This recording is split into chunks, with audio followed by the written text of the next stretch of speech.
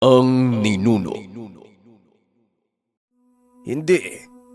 Mga mahinang uri ang nakaharap ko. Ikaw, Kuya Alberto, may napatamaan ka ba? Teka, ang ibig kong sabihin, nakita mo ba si Mateo o hindi kaya si Guillermo? Tanong ni Kadyo. Aba malay ko, hindi ko nakita. Madilim kaya? Tugon ni Alberto. Parang pinaunan nila yung mahihina ah. Sa tingin ko, iilan na lang sila ngayon. At siguradong yung natira, sina Mateo at ang hari. Bukod pa dyan, kasama nilang malalakas na mangkukulam. Wika ni Baki. Pagkaangat ng tingin ng bata, nanlaki ang kanilang mga mata nang may makitang mabilis na paparating sa kanilang tahanan. Hindi na nagsalita pa si Baki. Biglang nagliwanag ang mga mata nito, sabay labas ng imahe ng balaw. Umuusok ang ilong, sabay takbo ng mabilis patungo sa bahay. Sina Kadyo at Alberto ay sumunod kagad, hanggang sa narinig nila ang hiyawan sa tahanan. Animoy nabulabog sila Susan at ang pamilya nito. Mas binilisan ni Alberto at Kadyo ang pagtakbo, hanggang sa bumungad sa kanilang harapan ang 4 na irito. Hindi nakagalaw si Kadyo at Alberto sapagkat ang nakikita nila ang mga matataas na uri ng irito. Isang matandang babae na maraming kung anong palamuti sa katawan. Meron ding lalaki na nagmistulang baliw dahil napakadumi at may sakop ang dala. Si Mateo, hawak si Tatay Juan habang tinatakpan nito si Mang Ismael. Habang si Guillermo naman sugatan. Animoy nakipaglaban kung kanino, pero hindi naman nakalaban nila Alberto at Kadyo. Maging si Baki, hindi din ito nakarap. Totoo nga, napagandaan ng maigi ang lugar. Abay, napasabak pa ako sa mga lamang lupa bago makatapak sa mismong harapan ng bahay. Ay nako bueno, maharlik ang balaw ang nasa katawan mo, bata. Wag na wag kayong gagawa ng kilos dahil ora mismo mamamatay ang 2 matandang yan. Armando, nasa taas ang pamilya ni Susan. Patayin mo ang mga traidor. Wika ni Guillermo. Ang inuutusan nitong tao, yung may bitbit na sako, ito ang mangkukulam na iritong si Armando. Tumango naman si Armando, ngunit mabilis na hinarangan ni Alberto. Bigla na lamang hinampas si Alberto ng sako. Maniwala man kayo o hindi, ang laman pala nito ay isang mahabang bolo. Sumuray si Alberto at sumalampak ang katawan sa hagdan. Kikilos sana si Baki, ngunit sa tuwing umaamba siya nakikita niyang dinidiinan ni Mateo ang pagkakasakal kay Tatay Juan. Wag! Wag yung sasaktan ng tatay. Lalong-lalo na ang nasa itaas ng tahanan. Wika ni Baki. Biglang sumapaw ang boses ng maharlikang balaw. Hoy! Sa oras na tumapa ka sa hagdanan, sisiguraduhin ko sa'yo, mababali ang lahat ng mga buto mo, kasama ng dila mo. Ikaw din, Mateo. Bitawan mo si Juan. Huwag mong antayin. Naku pa ang kusang lalapit at gagawa ng paraan. Marahil kilala nyo ang mga balaw. Alam nyo ang mga kaya kong gawin. Ikaw naman, Guillermo. Usong-uso talaga ang pangungulekta nyo ng mga bungo. Kalokohan. Walang ibang papatunayan ang isang tagapamuno kung hindi kung papaano nito matataguyod ang isang pangkat. hindi dinadaan sa palakasan at paramihan ng nabibiktima. At huwag kang magpapakampante na kapag kumilos kami, mamamatay si Juan. Dahil hindi ka pa nakakagalaw, mauunahan na kita. Marahil ramdam mo ngayon ng mga kamandag ng mga lamang lupang humarang sa inyo. Malaking puwersa ang nabawas sa iyo dahil sa pagharap mo sa kanila. Wika ng balaw. Umabante ng lakad si Baki. Nakatitig ito kay Mateo. Nang mga sandaling iyon, kinakausap ni Baki ang balaw sa isipan. Ang sabi ng bata kung papatayin umano si Tatay Juan. Wala ka bang tiwala sa akin? Gawin mo lang ang nasa isipan mo. Sasabayan ko yan ng lakas. Wika ng balaw sa isip ng bata. Si Kadyo ay wala na. Nakatulala na lang at nagmistulang statwa. Si Alberto naman, halatang nanigas dahil sa sobrang tindi ng tensyon. Ilang distansya na lang si Baki kay Mateo. Lumingon pa ito kay Guillermo. Pagmasdan mo, Haring Irito! Wika ni Baki sabay bigla na lang sumunggab ng napakabilis. Nawari isang iglap lang. Natilapo na si Mateo. Kaya naman nabitawan nito si Tatay Juan. Dito na sumabog ang komosyon sa lugar. Matapos matiyak nila Alberto at Kadyo na ligtas na si Tatay Juan, sabay itong sumugod sa mga kalaban. Hindi nakagalaw si Guillermo. Sinipa ito ni Kadyo. Habang si Lucrecia naman, tinamaan ng suntok ni Alberto. Si Armando, tinangka nitong umakyat ng tahanan pero hinablot naman ni Mang Ismael ang paa. Dahilan para sumubsob ang muka sa hagdanan. Kaagad namang kumuha ng itak si Tatay Juan. Tinaga nito ang leeg ni Armando. Humiwalay ang ulo sa katawan. Nagsigawan ang mga tao sa tahanan habang nakikita ang nangyayari. Matapos namang bumagsak ang matandang si Lucrecia, pinagtulungan ni Alberto at Kadyo si Guillermo. Parang mga wala sa sarili ang magkapatid. Kitang-kita sa mga ito ang malulupit na pag-atake na parang mersenaryo. Habang si Mateo naman ay napapaatras.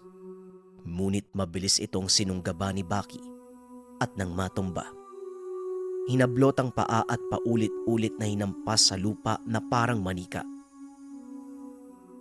Hanggang sa nalanta ang katawan. Basag ang muka at bali-bali na ang mga buto. Tinotoo nga ng balaw ang sinabi niya. Hindi man lang nakaungol si Mateo, kaagad itong namatay. Si Guillermo, pinili pa nitong lumaban, pero dahil sa magkakabilang ataking natatanggap, hindi nagtagal bumagsak na ito sa lupa. Hindi na pinabangon pa ni Alberto at Kadyo. Pinaulanan ng sipa ng magkapatid. Animal ka, buhay ka pa. Hari ka pala. Ako ang hari dito. Wika ni Alberto. Mukhang patay na ata, tama na yan. Teka, anong ikaw yung hari dito? Iparinig mo nga yan sa Marlik ang balaw nang sumakabilang buhay ka din. Tama na yan, ano ba? Baki, palabasin mo nga si Balaw, ang tigas ng ulo ng kuya mo eh. Patay na nga yung tao, hindi pa tinitigilan. Wika ni Kadyo. Nang mga sandaling ito, hindi na nakialam pa si Baki sa ginagawa ni Alberto. Samantala, naging matagumpay ang kanilang isinasagawang hakbang. Dulot ito ng pagtutulungan. Si Susan at ang pamilya, nang matiyak na wala na ang komosyon, bumaba ito ng bahay. Umiyak pa ng mga sandaling ito ang kapatid ni Susan. Sobrang saya ni Mang Ismael maging si Tatay Juan dahil nalampasan nila ang matinding pagsubok. Nang mga sandaling iyon, isa-isang hinakot nila Alberto at Kadyo ang mga bangkay ng mga kalaban. Naghukay. Nilibing ang mga ito sa malaking hukay. Pero bago mangyari yon, pinugutan nila ng ulo ang bawat isa. Ang sabi ni Mang Ismael, upang masiguradong hindi na mabubuhay pa, kailangang pugutan ng ulo. Si Baki, payapa ang muka, nakatingin sa malayo at nakangiti. Sobrang gaan ng kanyang pakiramdam. Wala na ang banta. Hindi na siya nakaramdam ng negatibo sa paligid. Ang balaw naman, nagwawala ito sa katawan ni Baki. Gustong lumabas para pagsabihan sina Alberto at Kadyo. Kamuntikan silang mabigo dahil may pagkaangal ang dalawa. Subalit pinigilan ito ni Baki.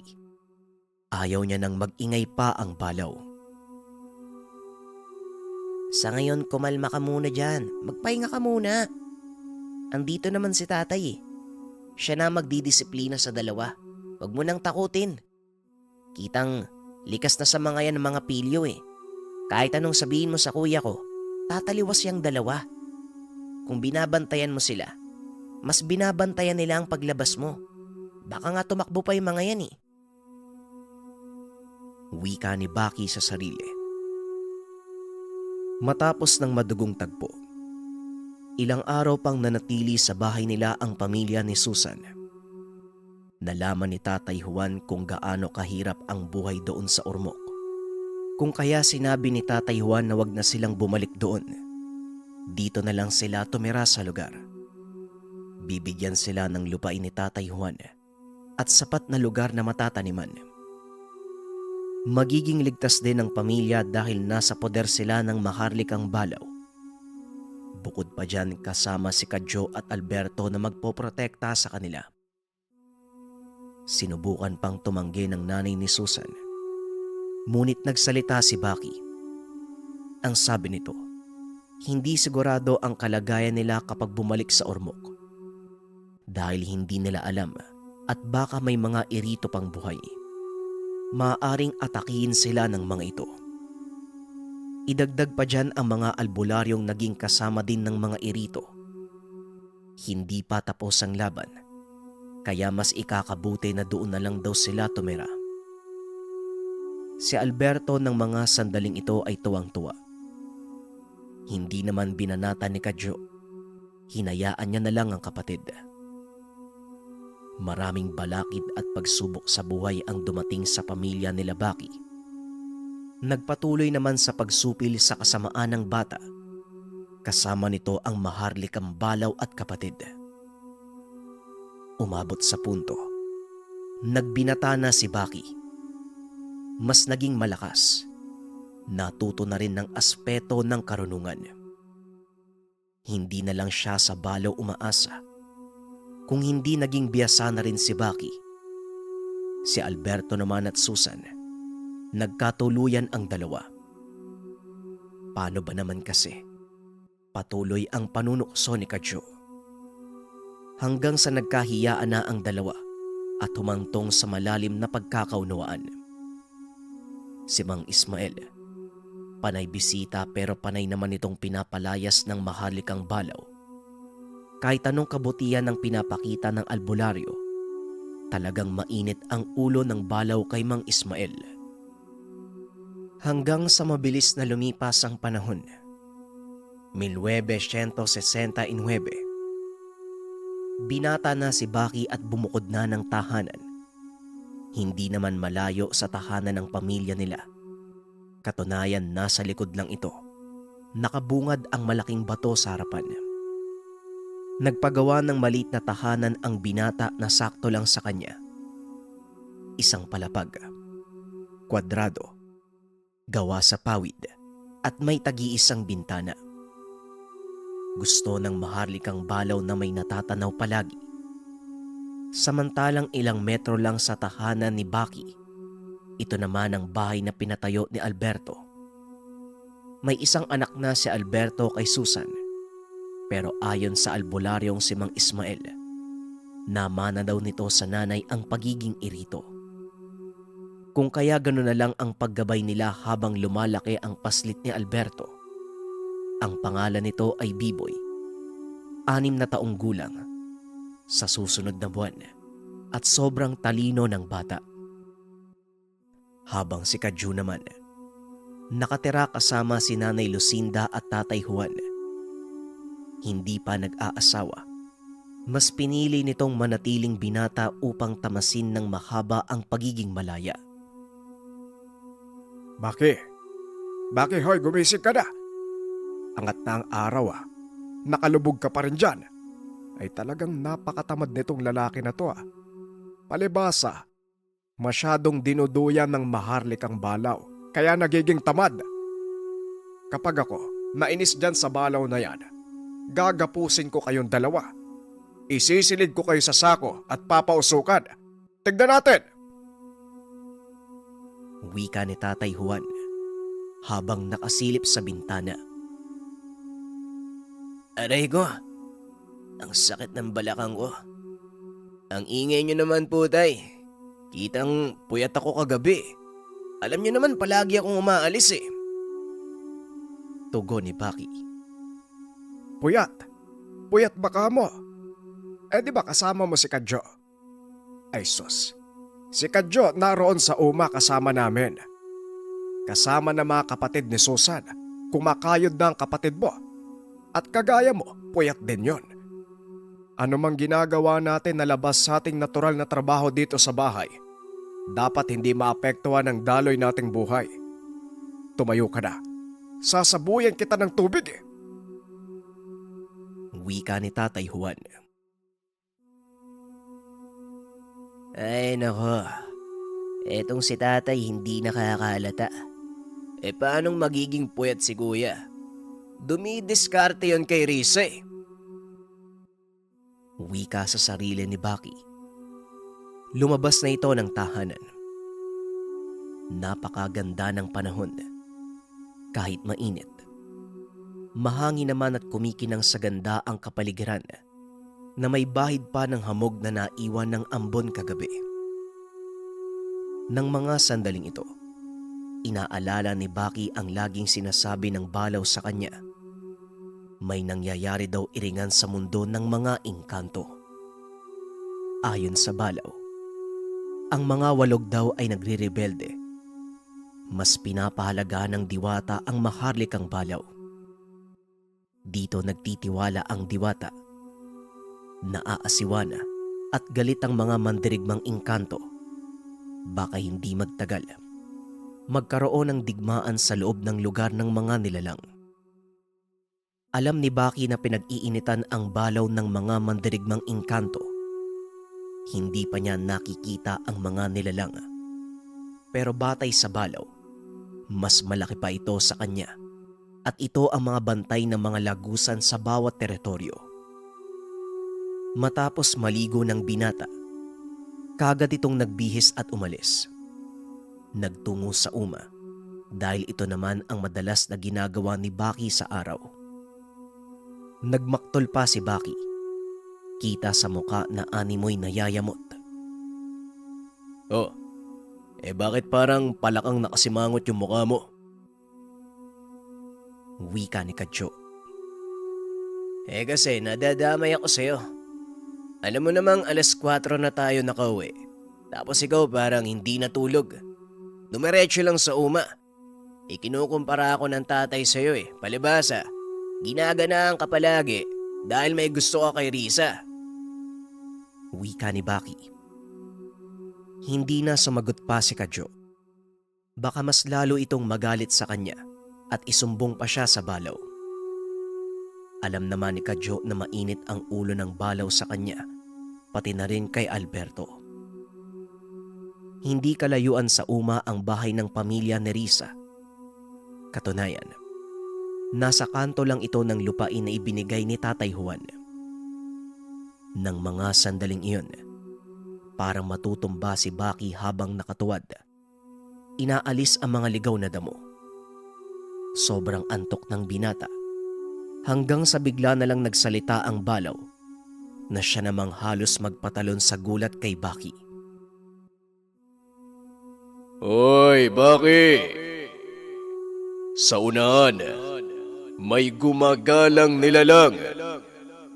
Hindi ko alam kung lamang lupa ba o aswang.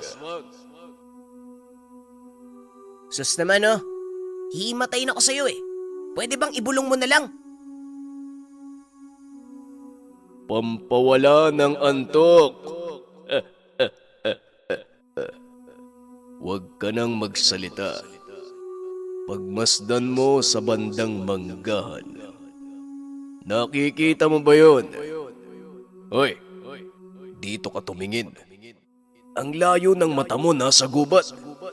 Doon oh, sa unahan, sa likuran ng bahay ni Larissa. Wika ng balaw. Hindi nakakibo si Baki nang makita ang sinasabi ng balaw. Naglalakad na tao sa ilalim ng manggahan. Hindi niya masyadong maaninag ang itsura dahil bukod sa may kalayuan, nasa silungan din ito ng anino ng mga puno. Magpasaganon pa man, tahimik na lumapit si Baki upang alamin kung ano ba talaga ito. Batay sa balaw, hindi sigurado ang gabay kung ano ito. Habang unti-unting lumalapit, pabilis naman ang pabilis ng lakad yung tao. Hanggang sa nanlaki ang mga mata ni Baki dahil sa tuwing napapadaan ang tao sa mga puno. Paglampas sa kabila, nag-iiba-iba ang itsura. Nagiging babae, lalaki, matandang lalaki at matandang babae. Kung kaya ng mga sandaling ito binilisan na rin ni Baki ang paglalakad, pero hindi siya nagpapalata. Nakabaling ang tingin niya sa ibang direksyon, ngunit nakagilid naman ang mga mata kung saan sinusundan niya ng tingin ng tao. Si Kadyo, nakakunot ang muka dahil napansin nito ang kakaibang reaksyon ng bunso.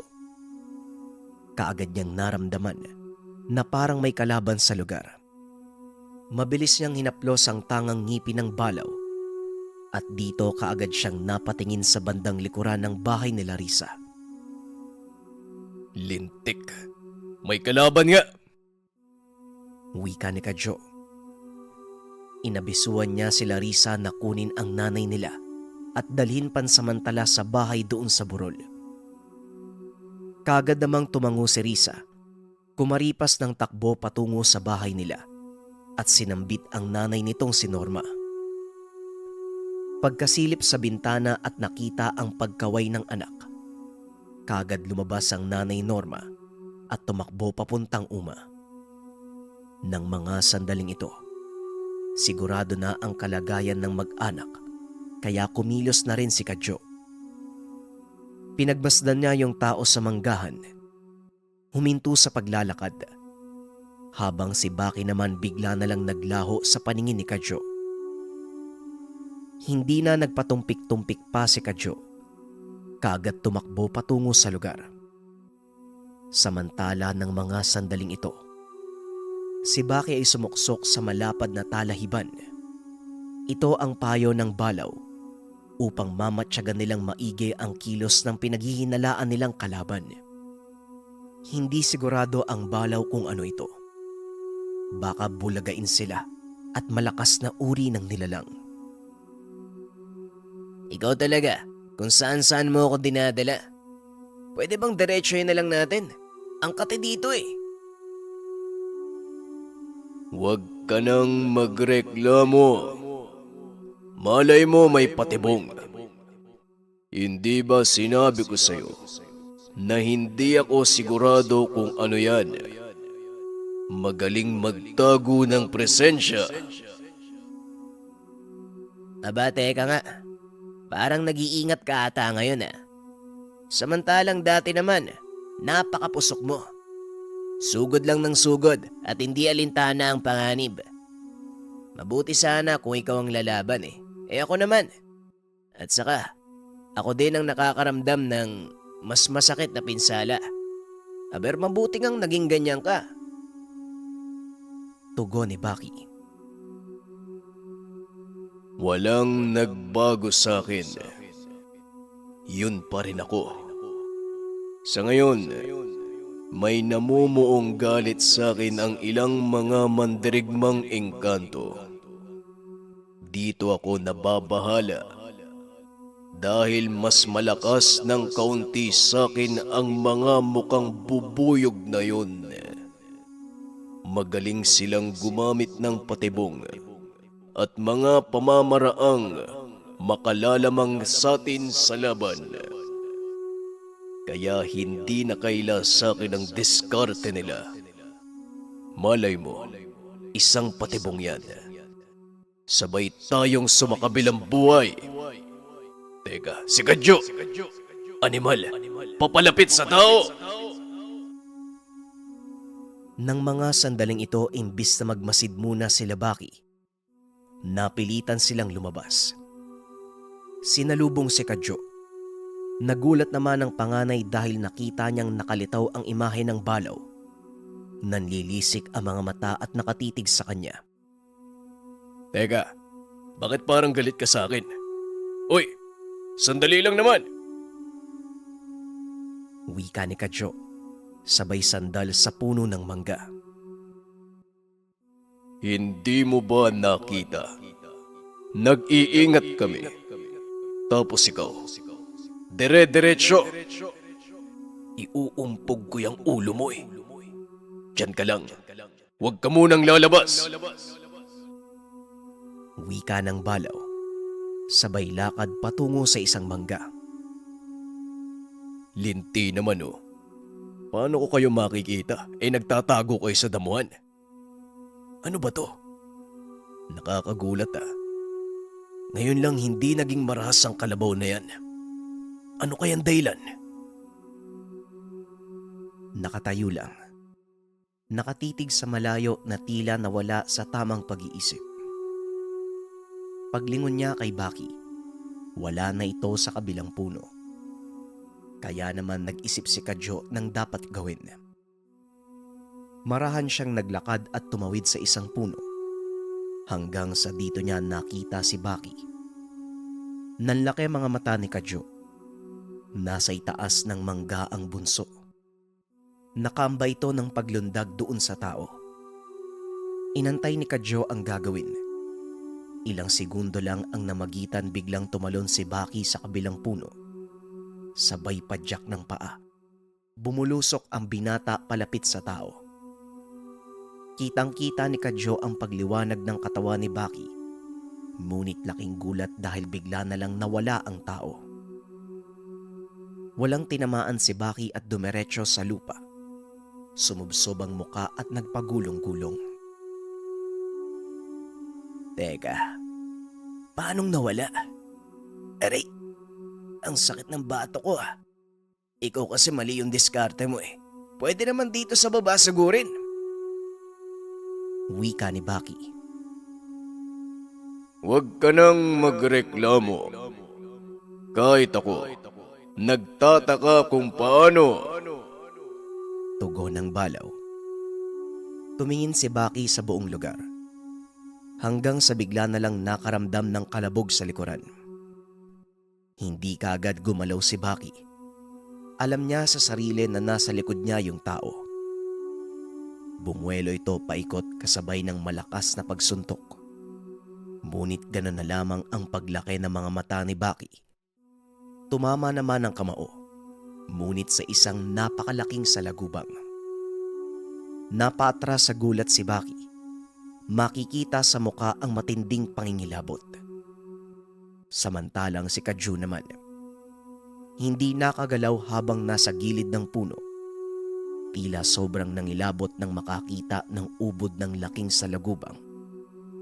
Lampas tao ang tindig, ngunit 3 kalabaw ang haba. Merong sungay sa ulo na kamukha ng sausa. Anong kalokohan tong nakikita ko? Teka, hindi naman guni-guni. Tinamaan naman ni Baki. Pero nakita ko kung paanong gumalaw yung higanting insekto. Wika ni Kadyo. Ay, Ay, magsalita ka, Balaw. Ba't ang tahimik mo? Anong halimaw ba yan? Tanong ni Baki. Alaga ng mandirigmang engkanto. Sabi ko na nga ba, may mali. Hindi ko naramdaman na engkanto dahil sa lakas niyang magtago ng presensya. Pero amoy na amoy ko ang baho ng alaga ng walog. Mabantot pa sa bigote ng kambing. Huwag tayong gagalaw. Kaunting kilos lang aatakihin tayo niyan. Mas malakas pa yan sa akin. Bakit? Hoy! Bakit ikaw naman ang tumahimik? Basta wag kang gumalaw. Hayaan lang natin siya. Tugon ng Balaw. Nanginginig na ang katawan ni Baki ng mga sandaling ito. Alam niya sa sarili na sobrang lakas ng Balaw na gabay. Pero natatakot ito sa alaga ng mandirigmang engkanto. Ang ibig sabihin, mataas na uri ito ng nilalang. O tapos, hanggang kailan naman tayo dito hindi gagalaw? Paano kung hindi na umalis yan? Di maghapon tayong nakatayo. Wika ni Baki. Nang mga sandaling iyon, pasimpleng tumingin si Baki sa kapatid. Nakikita niya si Kadyo. Nagmumukmok sa likod ng malaking puno ng mangga. Sinong walog ang nagmamay-ari niyan? Marami silang mandirigmang engkanto.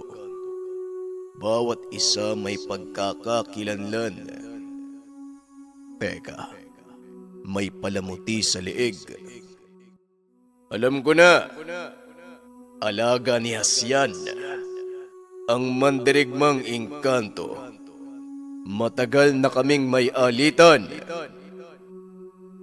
Wika ng Balaw. Wala akong pake kung kaninong alaga pa yan. Ang sa akin ngayon, wala na ba tayong magagawa? Hanggang dito na lang ba? Pwede namang sigurong tumakbo, di ba? Tanong ni Baki. Kapag tumakbo ka, hahabulin ka niyan kahit saang lupalop ka magpunta. Ako ang punteriya niyan at sigurado kong nakatuon sa akin ang nilalang.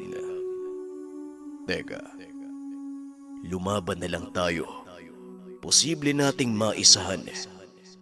Hindi ka agad yan nakakaikot. Pero kapag nahuli tayo, magiging tanghalian tayo ng salagubang na yan. Tugon ng Balaw. Nakakatakot naman. Ayoko pang mamatay, no? Tumakbo na lang tayo. Ayos lang naman sa aking tumakbo kahit saan magpunta.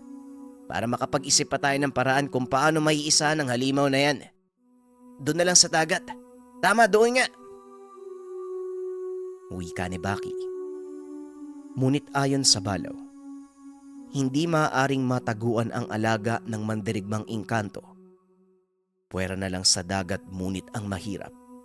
Hindi naman pwede ang Balaw sa lugar.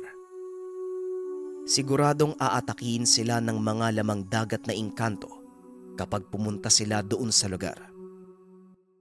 Hindi kasundo ng mga engkanto sa dagat ang mga engkanto sa lupa.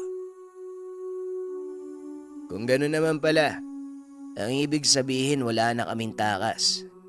Sa madaling salita, mamamatay na lang tayong dalawa. Teka, matanong ko nga. Bakit ba nagbabago-bago ng anyo? Tanong ni Baki. Kailangan ko pa bang ipaliwanag? Nasabi ko na. Magaling silang gumamit ng patibong. Hindi pa ba halata? Nahulog na tayo. Ang magagawa na lang natin, lumaban.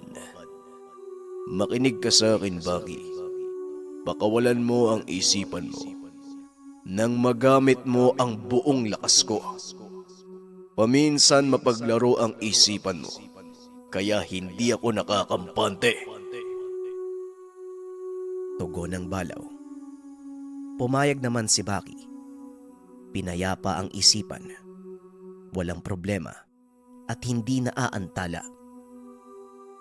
Ano? Handa ka na ba?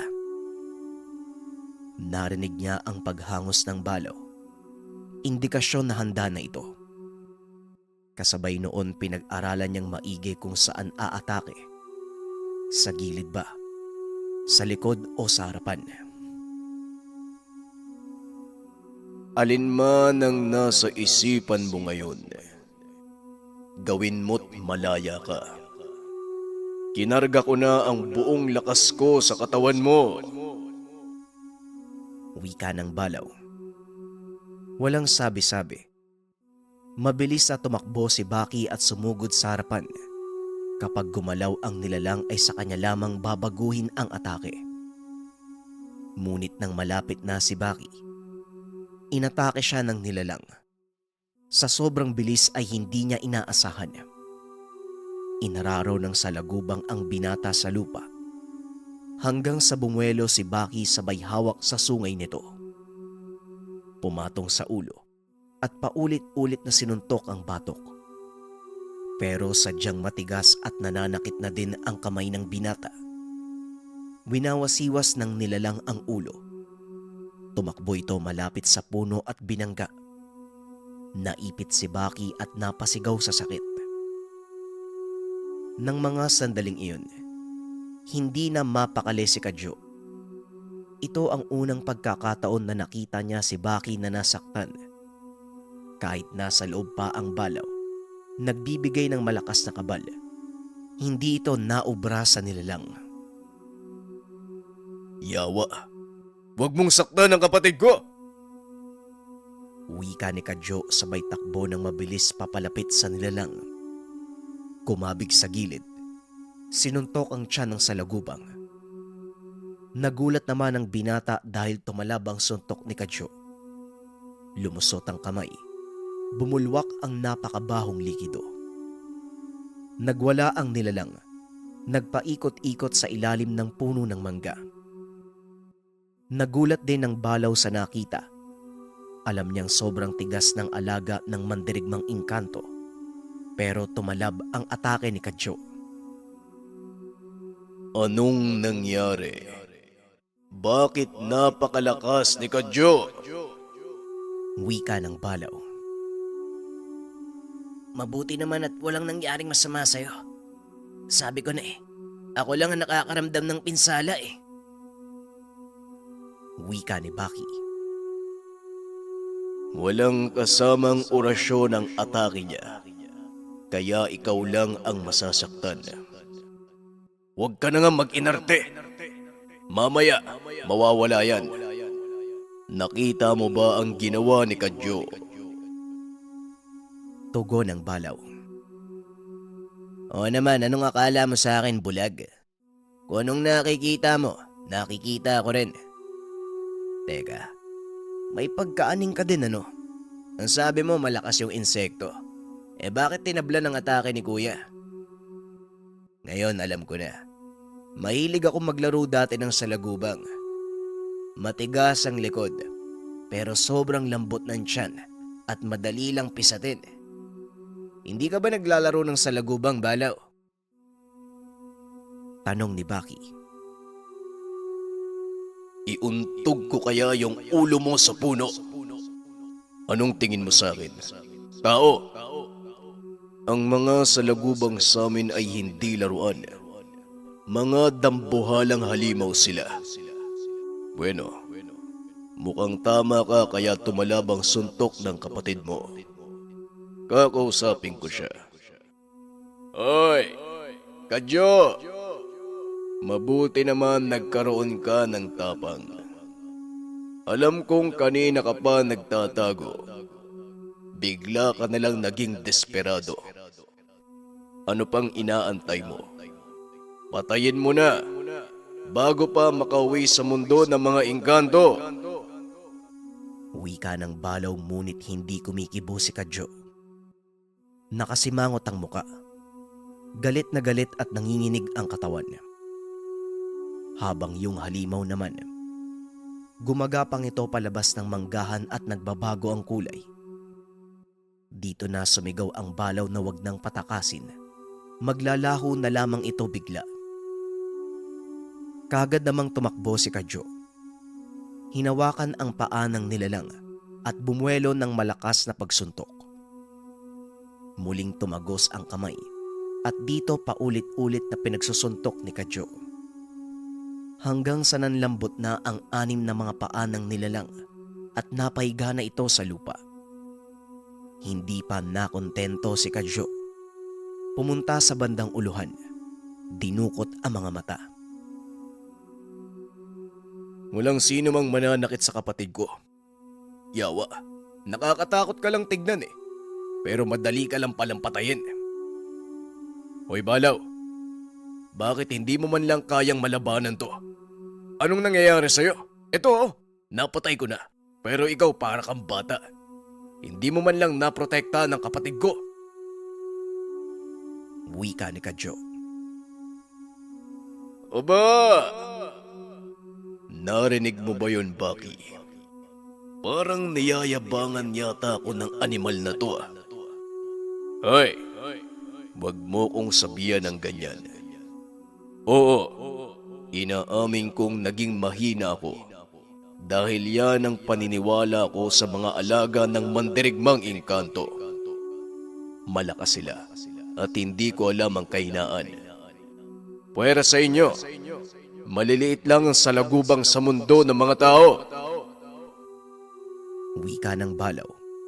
Unti-unting nilalapit ang muka kay Kadyo. Nag-aalab ang mga mata. Halatang gustong sakta ng kapatid ni Baki. Nako naman ikaw kasi, masyado ka nagpadala sa emosyon mo kuya. Wika ni Baki. Wala. Hindi na mga biro eh. Ikaw talaga kaibigang Balaw, pasensya na. Masyado lang akong nagalak dahil napatay ko yung, ano bang tawag dito? Alaga ng mandirigmang engkanto. Ito yung palagi mong sinasabi sa akin, Baki, di ba? Pero aalis muna ako ha. Maghuhugas lang muna ako ng kamay. Palusot ni Kadyo. Hindi na nagsalita pa ang Balaw. Samantalang yung nilalang, unti-unting naglalaho na tila nagiging alikabok. Nagtanong naman si Baki kung ano na ang gagawin. Tumugon ng Balaw na pupunta nila ang puno ng balayong.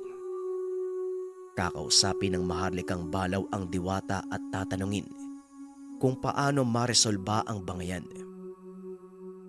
Hindi naman nagbigay ng opinyon si Baki. Alam niya sa sarili na tama ang maharlikang Balaw kung hahayaan lang ang mga mandirigmang engkanto. Hindi man sigurado, pero alam ni Baki na hindi niya ito magugustuhan. Nagtanong na lamang siya sa Balaw kung kailan aalis. Ngayon mismo. Magpaalam ka muna sa tatay mo. Dahil baka sa akin magalit.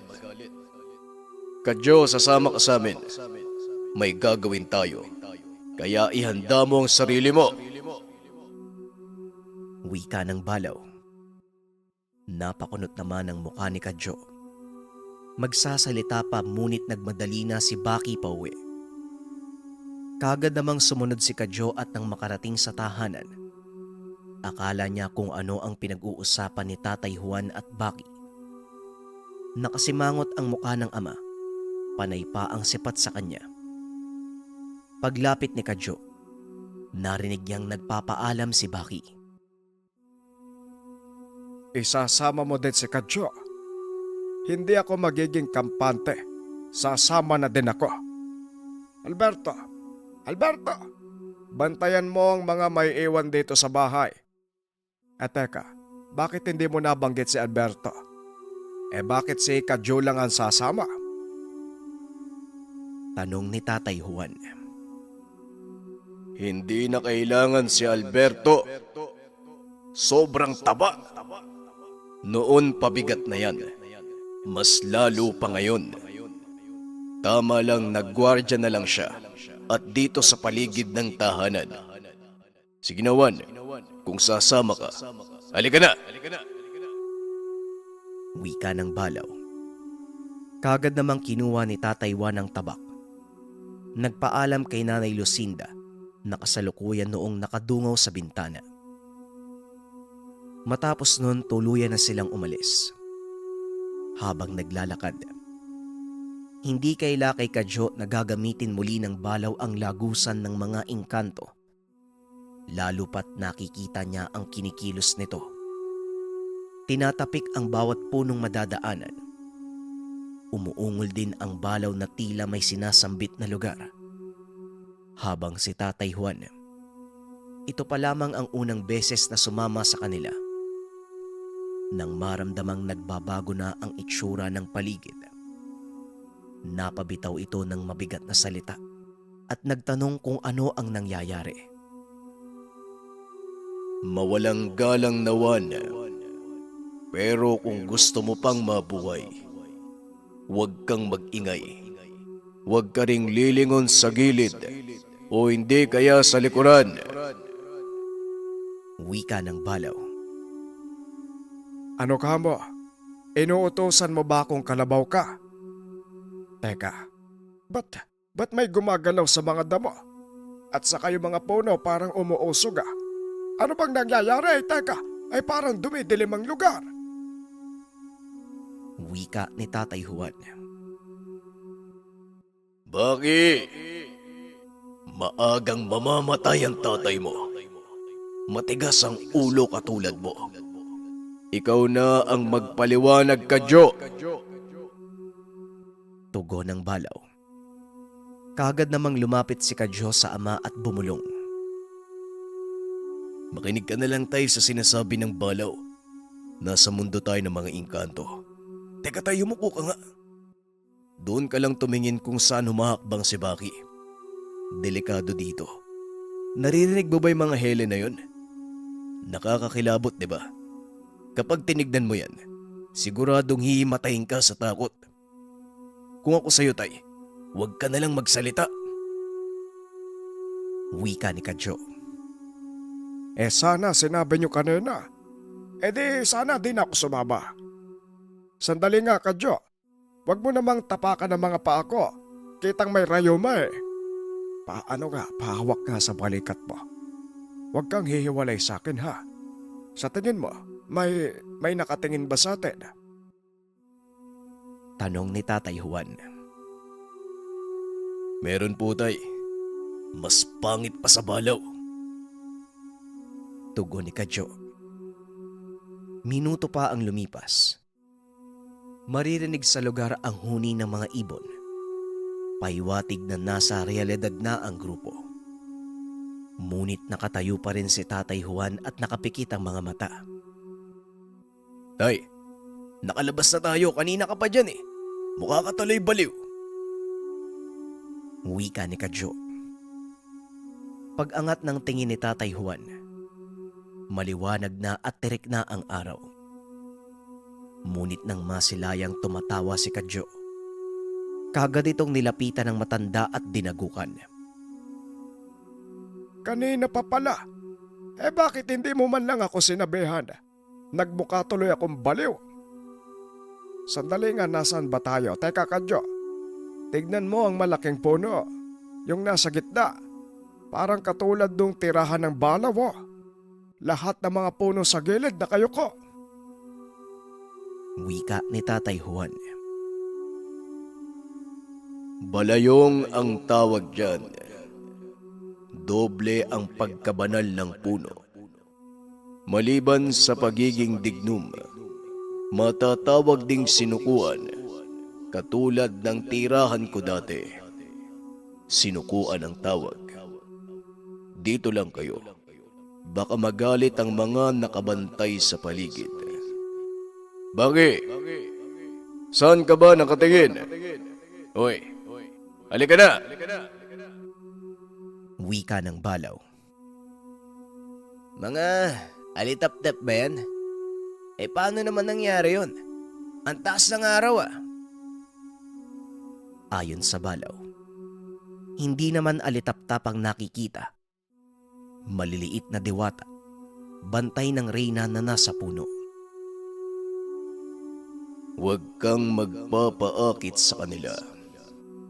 Huwag ka ding hahawak sa mga damo na madadaanan natin. At higit sa lahat, huwag ka nang magtanong kung bakit kita binabalaan. Alam kong namamangha ka at hindi nakukontento sa simpleng sagot. Kaya halika na. Dumiretso ka lang. Wika ng Balaw. Nang mga sandaling iyon, hindi maiwasan ng binata ang mamangha sa lugar. Bagaman marami nang nakita na kakaibang lugar, ngunit para sa kanya, paraiso kung nasaan sila ngayon. Hanggang sa makarating sila sa malaking puno ng balayong. Huminto ang binata. Naramdaman sa sarili ang unti-unting paglabas ng nilalang sa katawan. Ito pa lang ang ikalawang beses na lumabas ang Balaw. Nakita din niya ang malaking pagbabago nito. Yung dating napakapangit, mas pumangit pa dahil kumapalang balahibo at mas humaba pa ang sungay. Ay kaibigan, may sasabihin lang ako. Walang katulad. Walang katulad yung kapangitan mo. Nakakakilabot ka. Wika ni Baki. Gusto mo bang ipakain kita sa mga halimaw dito? Manahimik ka dyan.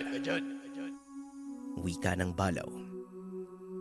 Nakatuon lang ang atensyon nito sa malaking puno. Tila nagdadalamhati ang muka. Kahit napakabangis, halatang naging maamo ang itsura. Nang mga sandaling ito, pinigilan na lang ni Baki na matawa. Alam niya sa sarili, nagpapakita ito ng respeto sa reynang diwata. Pero ang tanong, bakit hindi niya pa ito nakikita? Tinignan niya ang ama at si Kadyo. Ngunit nang laki ang mga mata ni Baki sapagkat wala na doon ang mga ito. Nagbago ang lugar. Napunta sila sa masukal na gubat. Nasaan? Nasaan sila? Bakit nawala? Hindi nagsasalita ang Balaw. Hanggang sa may unti-unting lumitaw sa harapan. Isang babaeng nakaubot-hubad. Kita ang buong katawan at napakaputi. Kagad namang yumuko si Baki dahil nakaramdam siya ng pagkailang. Bukod sa alindog at kaputian, napakaganda nito at maladyosa ang itsura. Linti, bakit hindi man lang sinabi ng Balaw na yan pala ang figura ng diwata? Uminit tuloy yung katawan ko ah. Lantad ang lahat, kitang-kita. Hindi man lang nahihiya. Wika ni Baki sa sarili. Maya-maya pa naririnig niya na ang boses ng Balaw na kinakausap ang diwata. Paumanhin aking reynang Araya. Naparito ako para malaman kung anong magagawa ko para makasundo ko ang mga mandirigmang engkanto. Mukhang lahat sila pinag-iinitan ako. Ayon sa sinabi mo sa akin, naiinggit sila dahil mas pinapaboran mo ako. Kinausap ko silang lahat. Sumunod naman sa akin, pero may nagmatigas. Si Asyan. Hindi ko magawang pigilan dahil yon ang gusto niya. Wala akong pinapaboran sa inyo. Depende lang kung paano nyo uunawain ang aking pamumuno. Nasa mundo ng mga tao si Asyan. Ayon sa mga narinig ko batay sa mga nakakitang engkanto, naglilikom ng mga kasama si Asyan. Hindi ko alam kung ano ang gagawin, pero siguradong pinaghahandaan kanya Maharlikang Balaw, sa pagkakaintindi ko sa sitwasyon, gusto niyang maging katulad mo na gabay ng tao. Maraming beses na itong nangyari.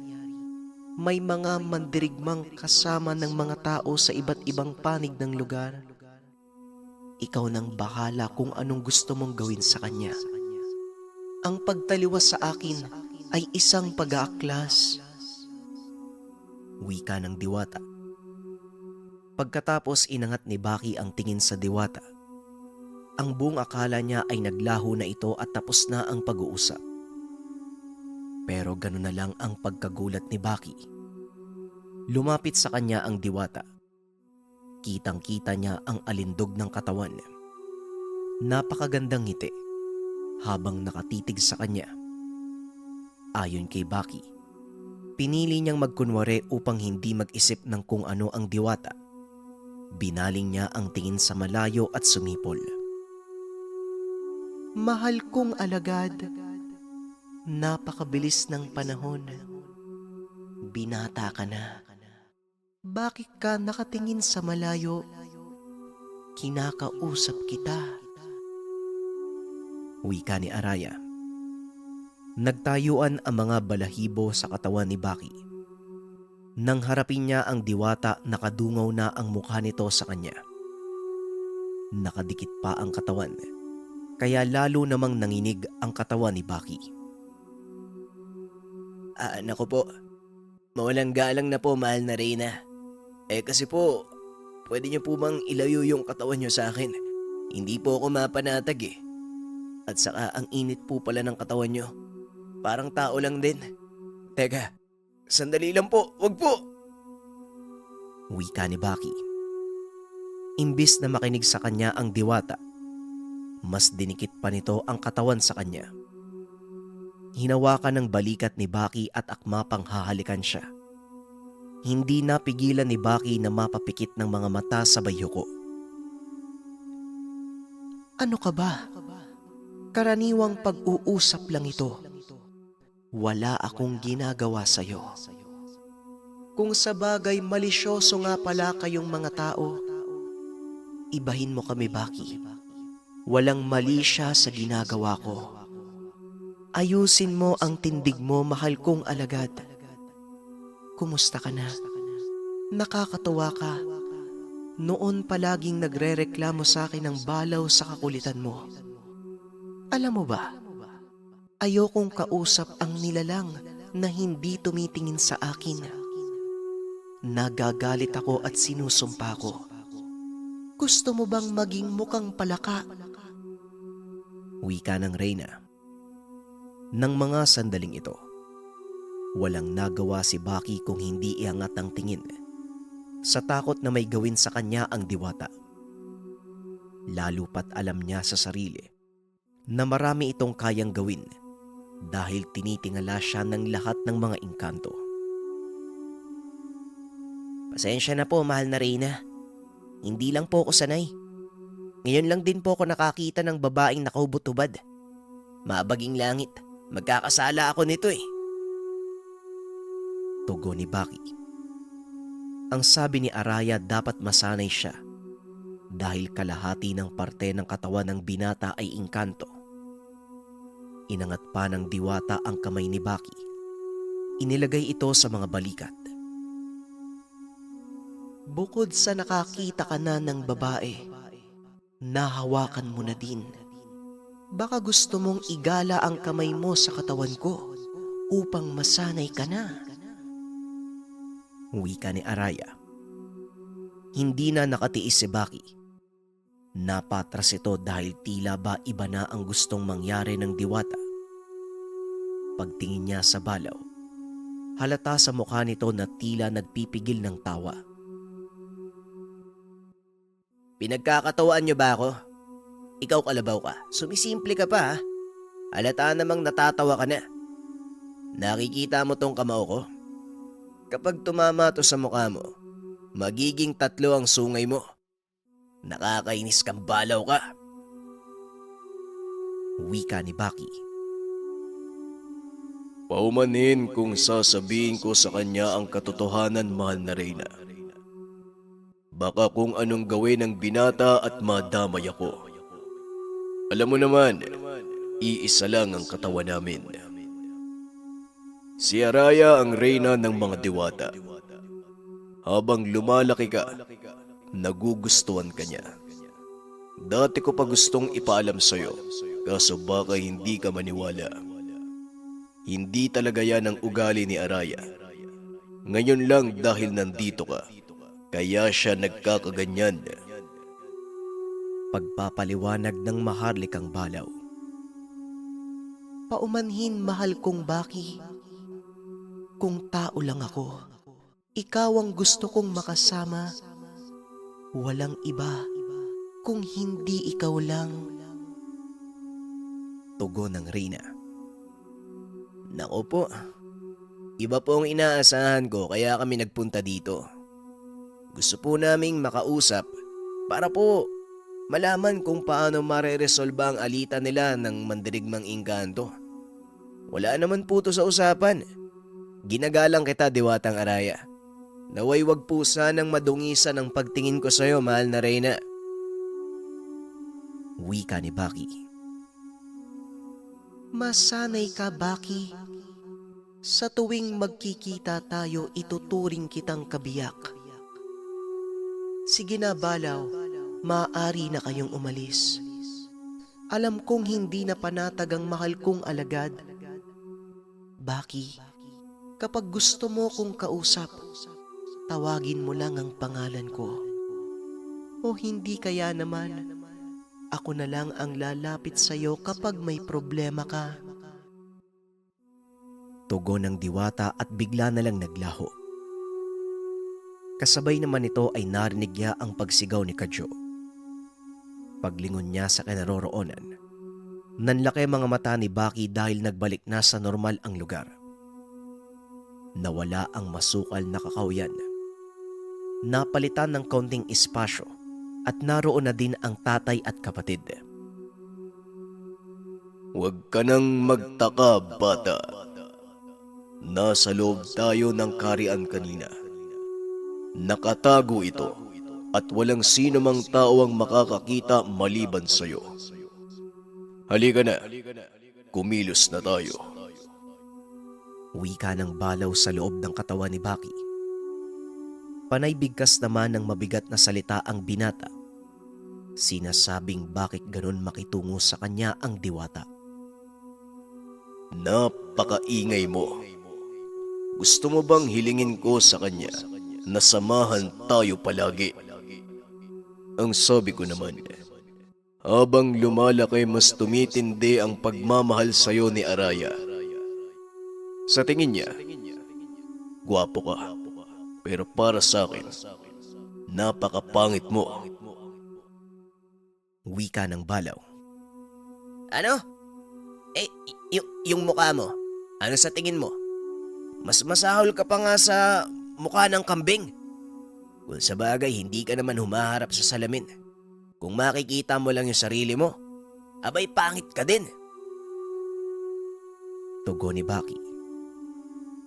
Hindi na nagsalita pa ang balaw habang papalapit kina Tatay Juan at Kadyo.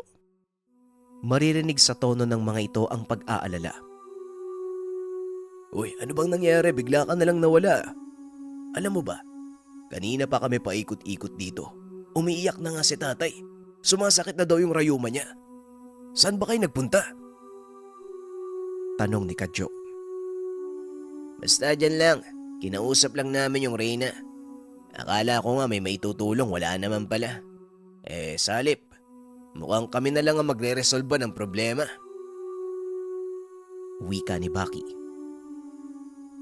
Ayos yun ah. Ano bang itsura ng diwata? Meron bang pakpak? Tanong ni Kadyo. Wala naman siyang pakpak. Parang normal na tao. At saka napakaputi. At ano At ano? Huwag kang magbibitaw ng hindi magandang salita tungkol sa Reyna. Naririnig ka niya. Naku, baka pati ako masumpa. Kadyo, mabait ang Reyna at may gusto kay Baki. Sabat ng Balaw. Nainis si Baki ng mga sandaling iyon. Pero dahil sa abiso ng Balaw, minabuti niyang magtimpi na lang. Nagtanong naman si Tatay Juan sa gagawing susunod na hakbang. Uuwi na ba o may iba pang pupuntahan? Ayon naman sa Balaw, hindi sila mag-aaksaya ng panahon. Narinig niya sa Reyna na naglilikom ng mga tao ang mandirigmang engkanto. Maaaring maging kagaya niya ito na isang gabay. Makakaya nitong maglakbay sa kahit saang lugar dahil nakaanib na sa tao. Magiging delikado ang sitwasyon. Ang mandirigmang engkantong nabanggit, likas na masama ang ugali at hindi malayong maggasik ng kasamaan sa mundo ng mga tao.